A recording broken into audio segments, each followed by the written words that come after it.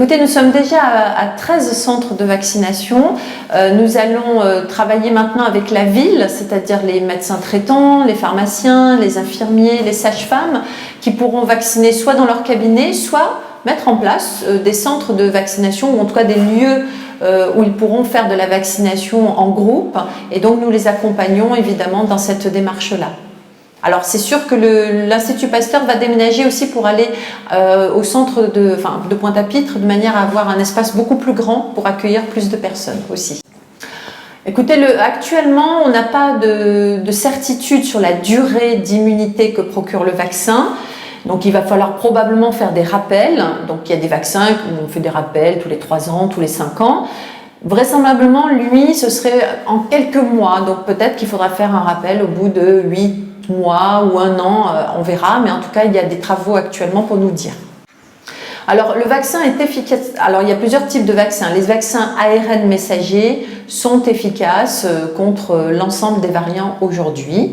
Les vaccins plus classiques, a priori, pourraient avoir un peu moins d'efficacité avec le variant sud-africain, mais à ce jour, nous n'avons pas le variant sud-africain, on attend la confirmation, si c'est un Brésilien ou un Sud-Africain que nous avons repéré, mais le virus qui est présent sur le territoire est complètement sensible à tous les vaccins que nous avons. Se faire vacciner, donc il y a plusieurs études qui commencent à sortir. À la fois, ça permettrait de vraiment diminuer très fortement la contamination, donc le fait d'être soi-même contaminé et de contaminer les autres. Ça permet aussi de se protéger contre les formes graves, surtout quand on a une maladie chronique, qu'on a de l'obésité, qu'on a une certaine fragilité. Et puis, a priori, c'est très efficace contre la mortalité. Le vaccin, a priori, ne présente pas de risque connu. Vous savez, les vaccins ARN messagers, ce sont des vaccins qui sont utilisés depuis très longtemps, cette technologie, en médecine vétérinaire. Et il y a eu des études qui ont été faites qui n'ont pas montré de problématiques de long terme à ce jour.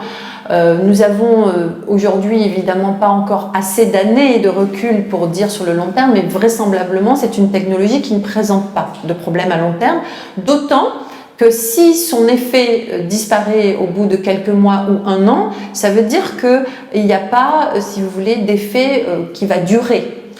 Enfin, pour les plus classiques, les vaccins plus classiques, c'est connu, il n'y a pas d'effet à long terme pour des vaccins qui sont de type virus atténué, par exemple. Alors c'est vrai que la priorité, c'est d'abord les personnes âgées de plus de 75 ans, mais maintenant nous avons élargi le public à l'ensemble des personnes de tous âges qui ont des maladies chroniques ou de l'obésité. Donc si vous avez 30 ans et que vous n'avez ni de maladie ni d'obésité, vous devrez attendre encore quelques semaines, mais ça va venir.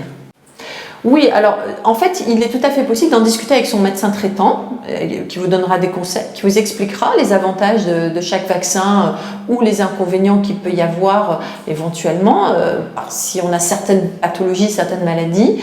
Donc oui, normalement, vous choisissez votre vaccin. Ceci étant, il y a quand même des vaccins qui sont plus indiqués pour certaines personnes avec un certain âge. Par exemple, le vaccin AstraZeneca n'est pas forcément conseillé après 75 ans. C'est possible avec si vous voulez, une transmission qui est très faible, qui est très affaiblie, mais le résultat de 100% n'est pas garanti, mais il est très fort probable que ça diminue de 80 à 90% cette possibilité de contaminer son entourage. La vaccination est totalement gratuite, oui.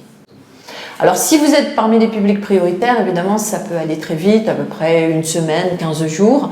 Si vous n'êtes pas encore dans les critères de priorité, évidemment ça peut être beaucoup plus long. Alors c'est vrai qu'il y a des personnes en liste d'attente et qu'on fait passer avec leur niveau de priorité, bien sûr, plus vite en fonction de ce niveau de priorité. D'où l'intérêt de se faire vacciner. Alors ce qui est important, c'est de se dire que la vaccination, c'est intéressant pour 2 choses. À titre individuel, si jamais on est fragile, évidemment, mais aussi pour protéger son entourage, mais c'est aussi évidemment à titre collectif. Si l'ensemble de notre territoire, nous avons la possibilité de faire une immunité collective, c'est-à-dire que 60% de la population, voire plus, se fait vacciner, on fera un mur contre le virus. Le vaccin, ça existe depuis plus d'un siècle, hein. Évidemment, Pasteur est bien connu, et les technologies de vaccination ont évolué très fortement, avec très clairement maintenant un recul sur l'efficacité du vaccin, mais aussi sur la possibilité d'avoir des effets secondaires.